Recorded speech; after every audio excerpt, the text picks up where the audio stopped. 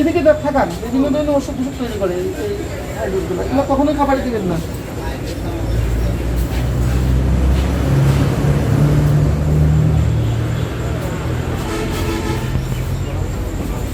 তারপর হচ্ছে কি দেখেন আরো হাইব্রিড,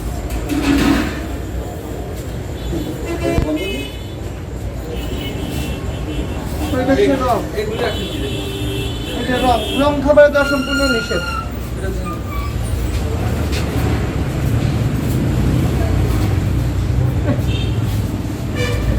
এটা খাজাতে দেন, এই যে পুরাতন জিলাপি